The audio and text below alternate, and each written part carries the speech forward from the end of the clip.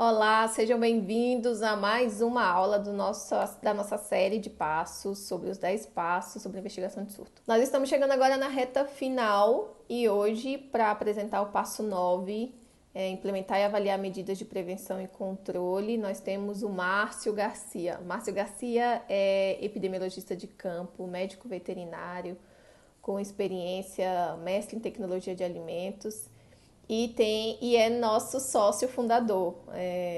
Eu posso dizer que o Márcio é um dos grandes culpados pela qual a PROEP saiu do papel.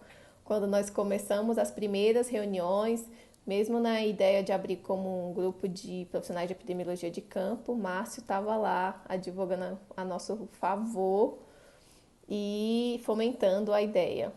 Bom, implementar e avaliar medidas de prevenção e controle é fundamental, afinal é por aí e é um dos motivos pelo qual nós começamos todo o processo de investigação de surto.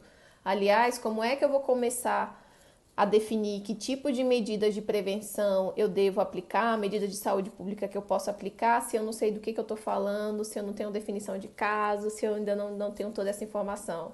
Então, todos os nossos passos, nós passamos por isso para chegar nesse momento fundamental, que é óbvio vai acontecer em paralelo, né? Vocês já sabem, conforme a gente vai avançando na investigação, a gente vai definindo medidas que vão sendo aplicadas durante o processo. E é óbvio que serão dinâmicas. Percebi a situação, percebi que é um outro vírus, que é um outro causador, eu adequo a resposta e as medidas também de saúde pública para aquilo, para os meus novos achados. Mas quem vai falar mais sobre isso é o Márcio. Eu espero que vocês gostem. Márcio também está conosco agora em outros projetos, tem uma experiência enorme em preparação e resposta, já participou por diversos surtos, diversas investigações de surto, justamente por ser um desses profissionais formados pelo Programa Nacional de Epidemiologia de Campo do Brasil. Então, vocês vão ter muito que aprender com ele. Aproveitem a aula, estamos perto do final. Semana que vem nós temos o último passo e depois disso nós começamos com a estratégia do Epiflix. Vocês vão ouvir mais durante a semana, nós vamos começar a soltar mais informação, já que depois do lançamento de todas essas aulas estarão disponíveis no Epiflix. Então vocês vão saber mais semana que vem, vou comentar mais com vocês sobre como acessar, como é que vai funcionar e esse tipo de coisa. Voluntários, aqueles que ainda queiram ser voluntários, é só nos procurar. Tem nosso contato lá no site ou nas redes sociais. Essa informação chega a nós de alguma maneira. Então, espero que gostem. Desfrutem dessa sexta-feira com um professor fantástico e que tem muito a nos compartilhar hoje. Até mais.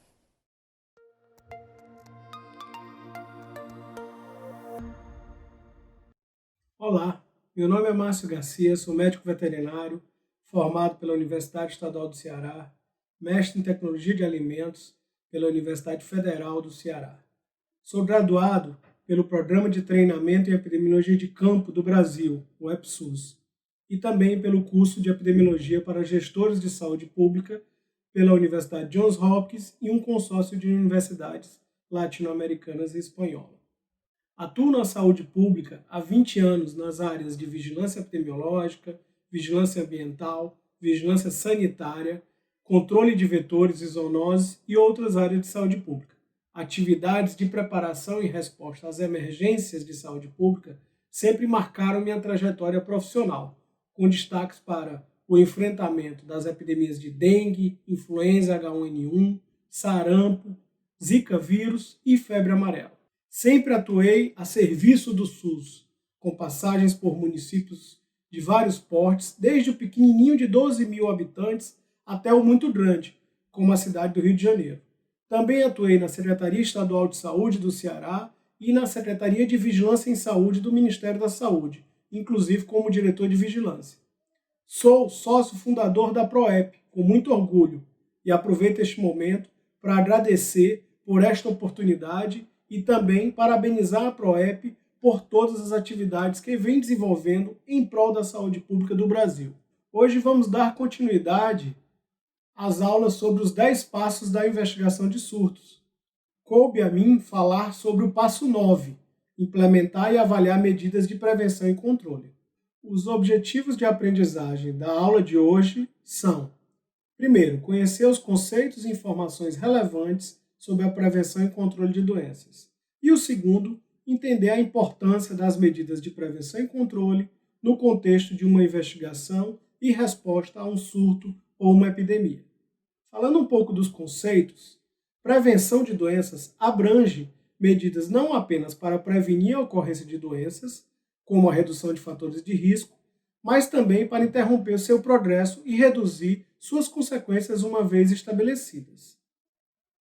A prevenção pode depender do conhecimento da causa, da dinâmica de transmissão, da identificação de fatores de risco e grupos de risco, da disponibilidade de medidas profiláticas e precoces de detecção e tratamento, da estrutura e dos insumos disponíveis e da avaliação e da implementação dos procedimentos de prevenção. O controle é um conjunto de ações, programas ou operações contínuas voltadas à redução da incidência ou da prevalência de um dano à saúde em níveis tais que deixe de constituir um problema de saúde pública. O controle possui dimensões que traduzem muito bem o significado prático do termo. Uma dimensão circunstancial, num cenário epidêmico, por exemplo, onde a curto prazo o objetivo é rapidamente reduzir o número de casos, retornando aos níveis esperados. E numa dimensão temporal, num cenário não epidêmico, a curto prazo, nós também desejamos este equilíbrio da situação, onde o número de casos observados deverá ser igual ao número esperado. E a longo prazo, envolve a redução do risco de adoecer, ou seja, as incidências na população. Falando um pouquinho dos tipos de medidas de prevenção e controle, quando pensamos em doenças transmissíveis, as medidas são voltadas aos elos básicos da cadeia de transmissão: agente, reservatório, via de transmissão e hospedeiro susceptível.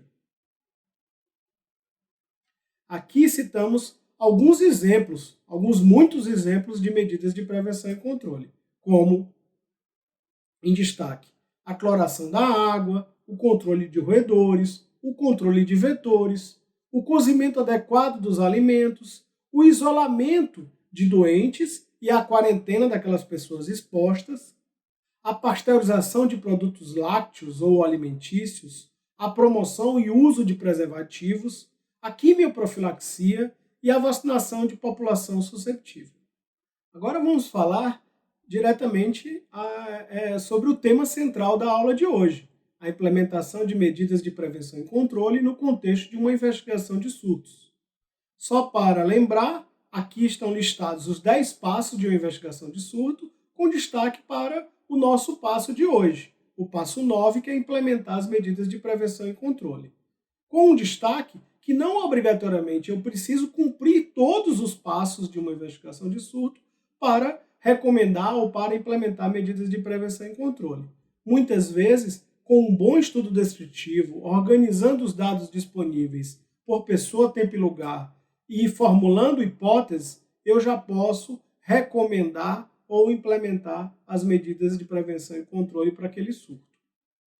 Também lembro os objetivos de uma investigação de surto. Por que nós investigamos um surto? Nós investigamos um surto para controlar o surto, este é o principal objetivo, identificar a etiologia da doença, a fonte de infecção, o modo de transmissão e os fatores associados ao adoecimento, reduzir a morbidade e ou a mortalidade relacionada com aquele surto ou com aquela epidemia e prevenir novos surtos semelhantes. Destaco aqui que 3 destes objetivos, esses que estão em negrito, todos eles estão relacionados à implementação das medidas de prevenção e controle.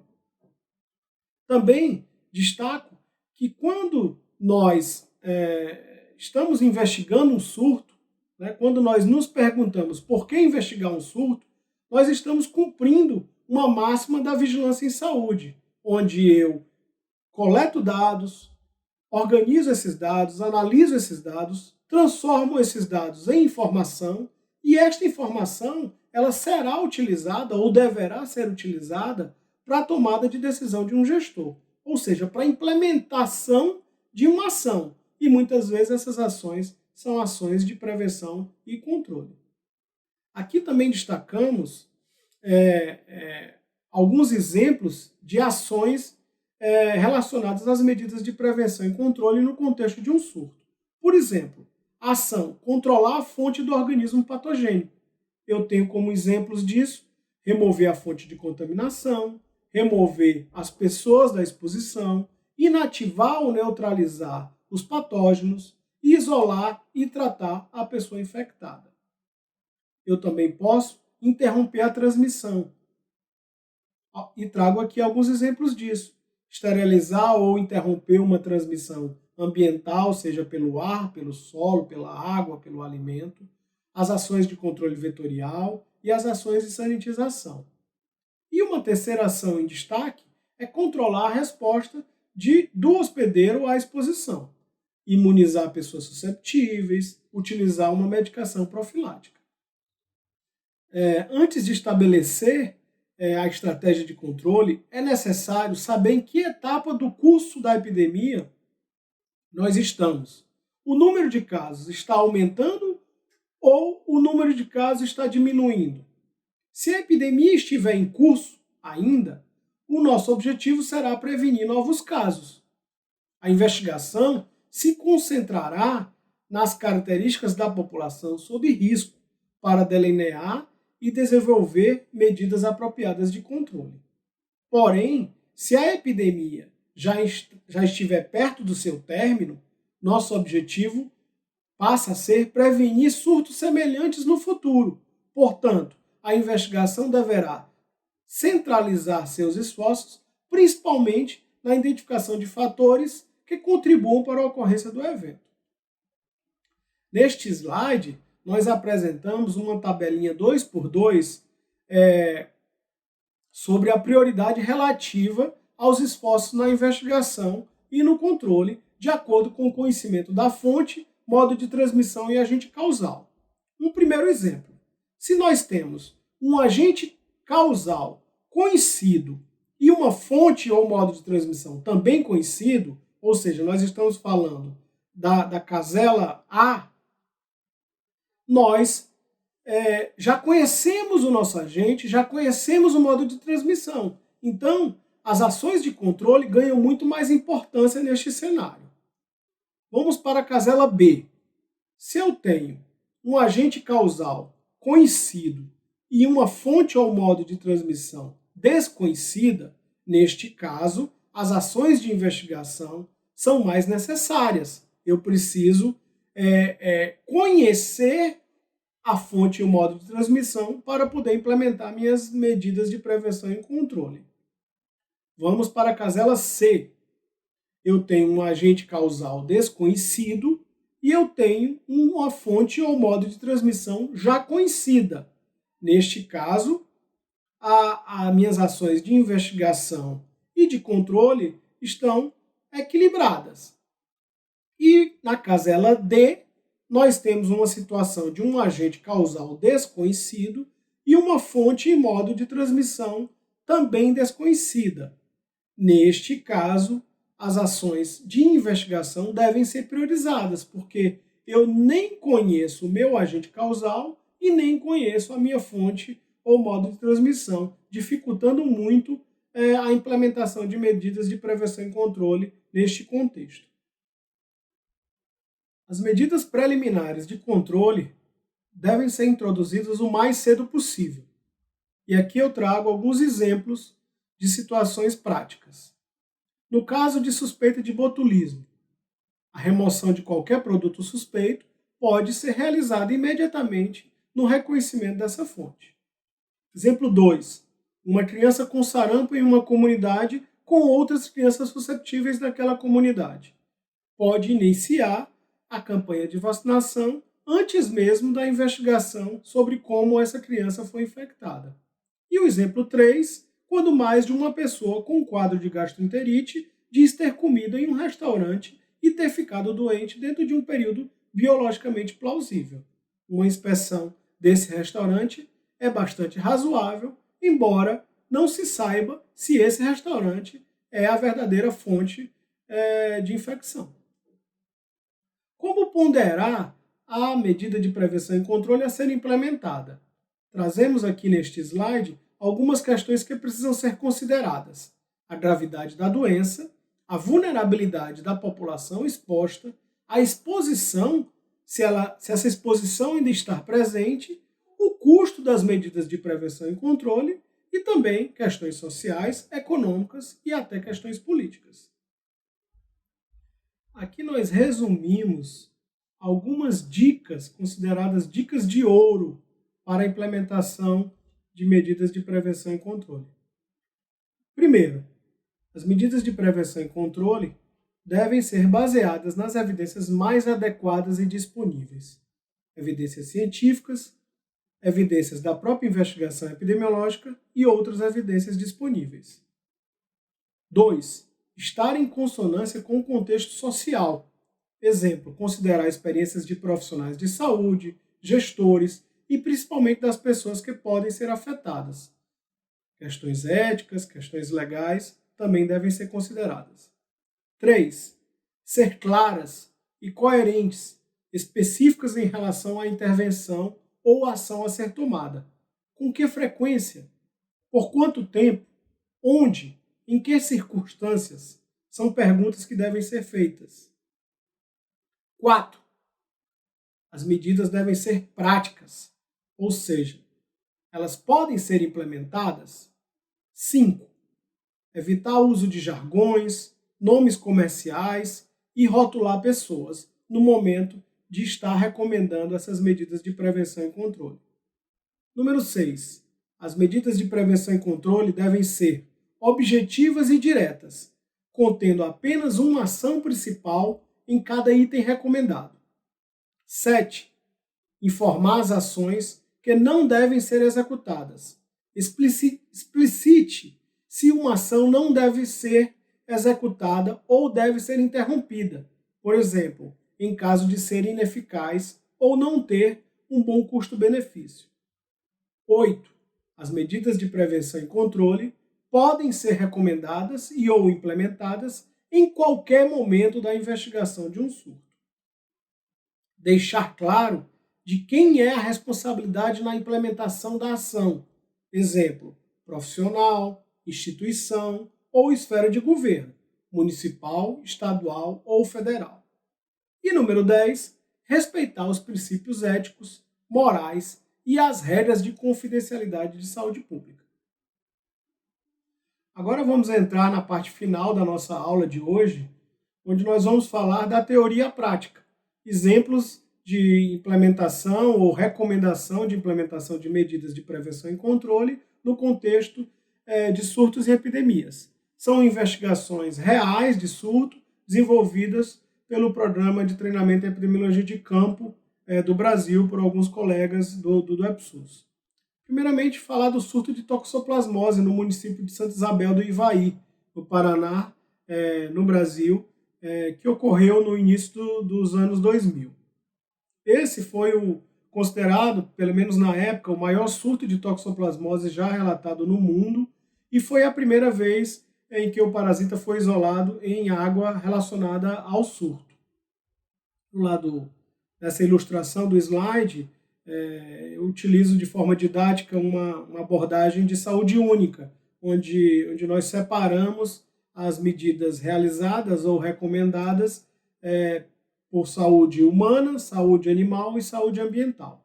Na saúde humana, foi realizado a busca ativa de doentes, acompanhamento de gestantes e de pessoas imunodeprimidas, avaliação oftalmológica e orientação em saúde para a população. No contexto da saúde animal, estudos de prevalência para toxoplasmose em felinos, ações de controle populacional animal, o estímulo da posse responsável e estudo laboratorial para isolamento do toxoplasma em animais. No contexto ambiental, intervenção na rede de abastecimento de água, alteração na legislação local relacionada a reservatórios suspensos, com a introdução da floculação e análise de água. Aqui nós temos outro surto, foi uma investigação de um surto de leishmaniose tegumentar americana, também realizada no Paraná. No ano de 2004, conduzida pela colega Vanesca e juntamente com uma equipe. O destaque neste surto é exatamente o exemplo que ainda durante o processo de investigação é possível fazer recomendações de medidas de prevenção e controle. Como é possível observar na figura à direita do slide, onde ainda durante o processo de investigação foi feita uma estruturação de um serviço de saúde local e regional e também foram propostas algumas medidas de prevenção e controle, como, por exemplo, o afastamento das residências próximas à mata, uma distância de 300 a 400 metros de distância entre a mata e as residências, a medidas de proteção individual e educação e orientação em saúde para toda a população envolvida.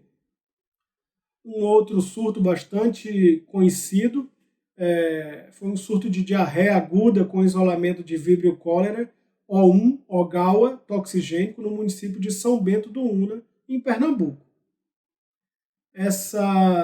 Como conclusões dessa investigação, foi que realmente ocorreu um surto de diarreia com o isolamento de Vibrio cholerae O1, Ogawa, toxigênico. Os fatores associados com o risco de desenvolver diarreia foram consumo de água do barreiro, contato com a pessoa doente, moradia em domicílios com destino de dejetos lançados a céu aberto, contato com dejetos, moradia em domicílios nos quais houve extravasamento da fossa.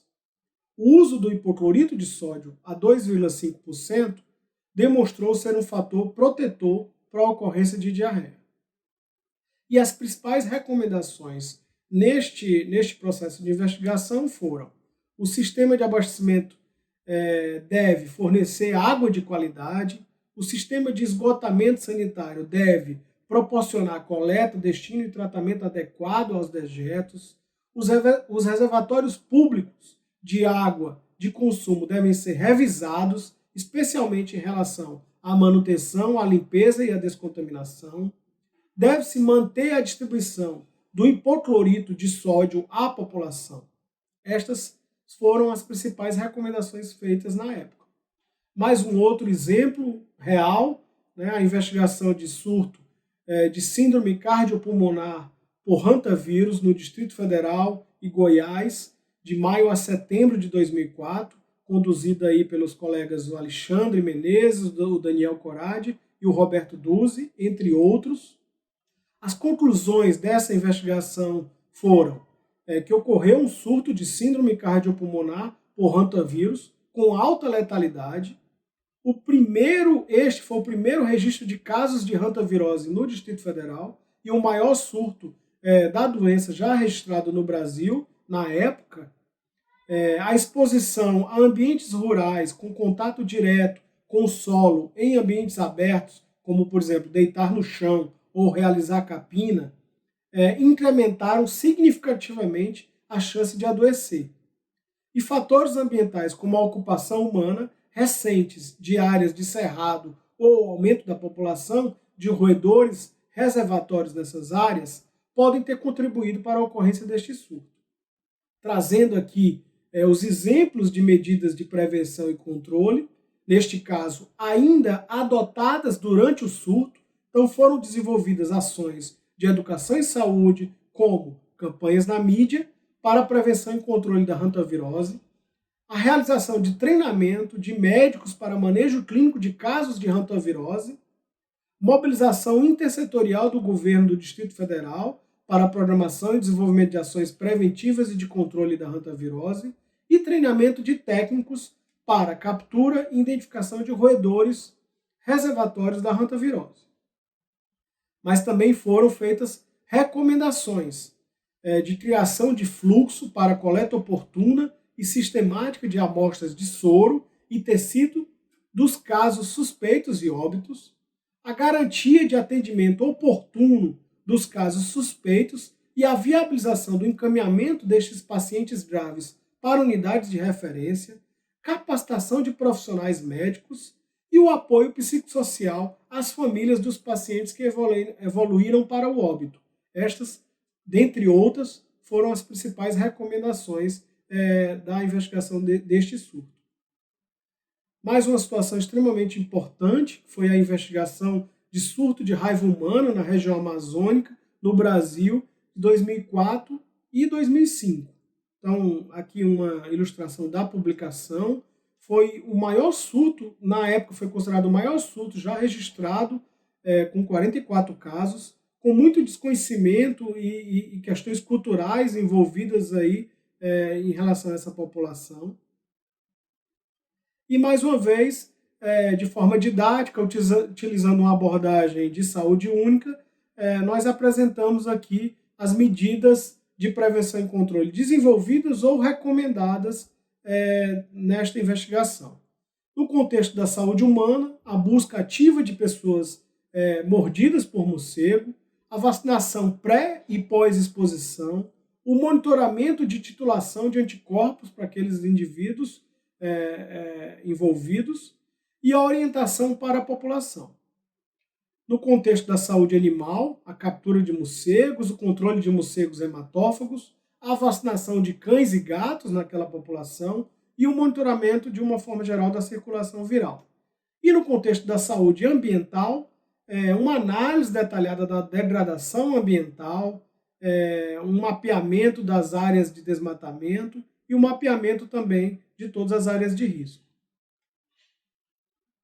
Aqui nós temos o último exemplo da aula de hoje, que é a investigação de surto de leptospirose no município de Várzea Alegre, no Ceará, no ano de 2008. Essa investigação também conduzida pelos colegas do EPSUS, especialmente pela Patrícia Oliveira, Patrícia O'Hara, Juliano Hoffman, o Jonas e o Hildo, dentre outros, tiveram participação nessa investigação. Como conclusões as principais conclusões dessa investigação é que realmente ocorreu um surto de leptospirose, um surto de grandes proporções no município, e este surto foi associado ao cultivo de arroz e um comportamento da doença que não esteve ligado diretamente aos padrões de chuva, como normalmente acontece nos grandes centros urbanos.